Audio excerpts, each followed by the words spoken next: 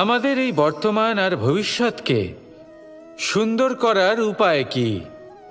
কেউ বলবেন আজ নিরন্তর পরিশ্রম করতে থাকো, কর্ম এবং চেষ্টা করতে থাকো। তার থেকেও বেশি গুরুত্বপূর্ণ কিছু আছে, বিগত অতীতের সাথে শান্তি স্থাপনা করা। কারণ অনেক সময় আপনার এই অতীত আপনাকে সামনে অগ্রসর হতেই দেয় না। আর অতীতের এই বিতৃষ্ণা যদি আপনি ভুলতে না পারেন, তাহলে বর্তমানের এই মিষ্টি সুখ আপনি কিভাবে উপভোগ করবেন, ভবিষ্যৎকে কিভাবে সুন্দর বানাবেন? তাই এই অতীতকে ভুলে যান, এর থেকে যা শিক্ষা প্রাপ্ত করার করে নিন, আর বর্তমান এবং ভবিষ্যৎকে আরো সুন্দর করে তুলুন। আর আমার সাথে ভালোবেসে বলুন, রাধা রাধা। জীবনে অনেক সময় আমরা সমস্যার জালে এমনভাবে জড়িয়ে পড়ি যে আমরা বুঝতেই পারি না যে আমাদের কি করা উচিত, কার সাহায্য চাইবো, কার সাথে দেখা করব, বুঝতেই পারি না। অনেক সময় এমন হয় যে সমস্যা আমাদের থেকে শুরু হয় না, অন্য কারোর থেকে শুরু হয়। অনেক সময় এই সময় এমন খেলা খেলে যে আপনি সেই সমস্যায় ফেঁসে যান। কিন্তু সমস্যা যেখান থেকেই শুরু হোক না কেন, সেই সমস্যার সমাধান আপনাকে করতেই হবে। অনেক সময় মানুষ এমন বলেন, আমার অতীত এত বাজে, সেটা শুধরে কি হবে? এই ভুলটাই তারা করে বসেন। দেখুন, আগে যা হয়ে গেছে, যা শুধুই অতীত, যা সত্য তা কখনো বদলানো যাবে না। কিন্তু এটাও সত্যি যে এখন থেকে সামনের যে পথ, সেটাও আপনার হাতে রয়েছে। আপনি একে ভালোও বানাতে পারেন, খারাপও বানাতে পারেন। তাই আপনার এটাই করুন আর আমার সাথে ভালোবেসে বলুন, রাধা। মানুষের সবথেকে বড় শক্তি কি? তার বাহুবল, অর্জন করা ধন, নাকি তার পেছনে দাঁড়িয়ে থাকা তার সমর্থক বা প্রশংসকদের দল, নাকি ঈশ্বরের আশীর্বাদ? সেটা কি? মানুষের সবথেকে বড় শক্তি হলো একটাই, আর তা সকলের মধ্যে আছে, আর তা হলো তার নিজের অস্তিত্ব, যা অন্য কারোর মধ্যে নেই। সংসারে অনেক লোক রয়েছেন, কিন্তু কেউ আপনার মতো নন। এটা হলো আপনার শক্তি, এ হলো আপনার নিজস্ব শক্তি। দুর্ভাগ্যবশত বেশিরভাগ মানুষ এটা বুঝতে পারেন না, নিজের শক্তিকে চিনতে পারেন না। কিন্তু যদি আপনি চিনতে পারেন, তাহলে আপনি নিজের অন্তরে অনুভব করবেন একটা অসীম শক্তির অস্তিত্ব। যে সাফল্যের পথে আপনি চলছেন, আপনি দেখবেন যে এই সাফল্যের দ্বার নিজে থেকেই খুলে গেছে। শুধু প্রয়োজন হলো নিজের এই শক্তিকে চিনে নেবার, নিজের এই বিশেষত্বকে বোঝার। কারণ এই যে আপনার বিশেষত্ব, এ কোনোদিনও আপনার থেকে দূরে চলে যাবে না, চিরকাল আপনার সাথে জড়িত থাকবে। যদি আমি বাহুবলের কথা বলি, সময়ের সাথে সেটা চলে যাবেই।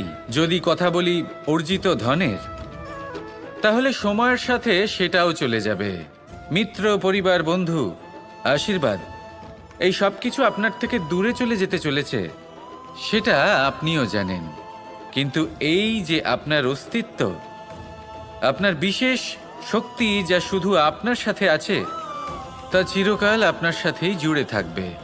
দরকার হলো শুধুমাত্র এটা চিনে নেওয়ার, নিজের উপর বিশ্বাস রাখার, আর জীবনে এগিয়ে চলার।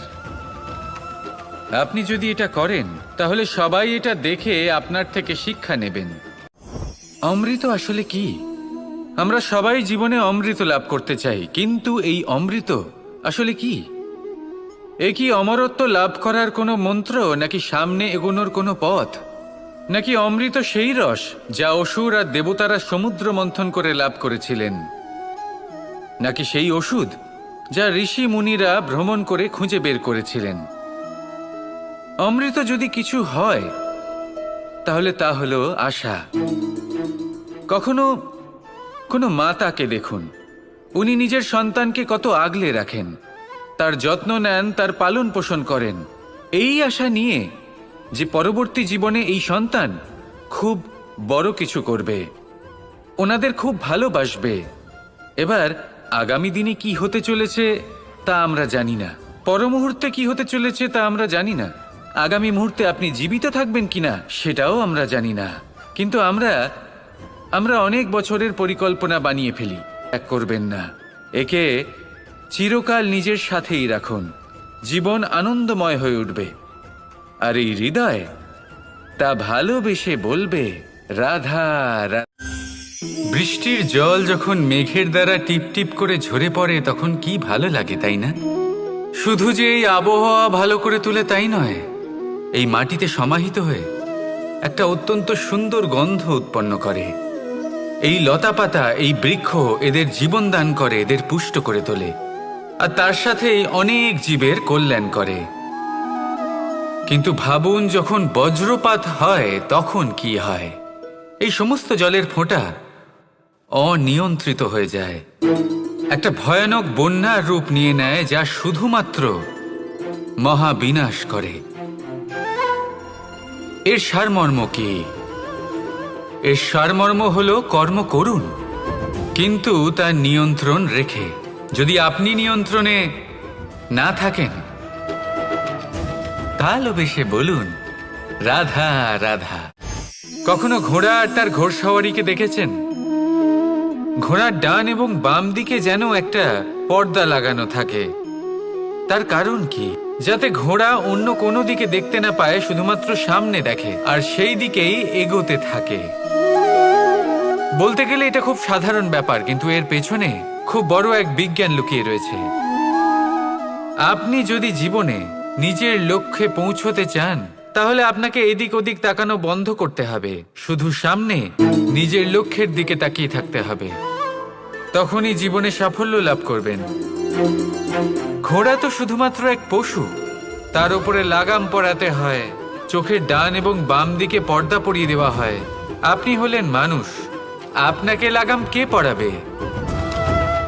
কেউ না। এটা আপনাকে নিজেকেই করতে হবে। মনের গভীরে প্রবেশ করুন আর আবেগগুলিকে লাগাম পরান, তাদের নিয়ন্ত্রণ করতে শিখুন।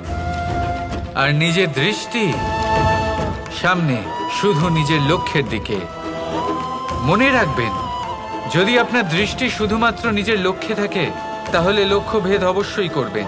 যদি একাগ্রতা এদিক ওদিক চলে যায়, তাহলে লক্ষ্য হারিয়ে যাবে। রাধা রাধা। রাজ্য, শাসন, সাম্রাজ্য, সংস্থাপনা, এগুলিকে সফল কখন বলা যেতে পারে? কোনো কোনো বুদ্ধিজীবী বলেন তখন যখন চারিদিকে শান্তি থাকে, কারোর মনে কোনো প্রশ্ন থাকবে না, শঙ্কা থাকবে না।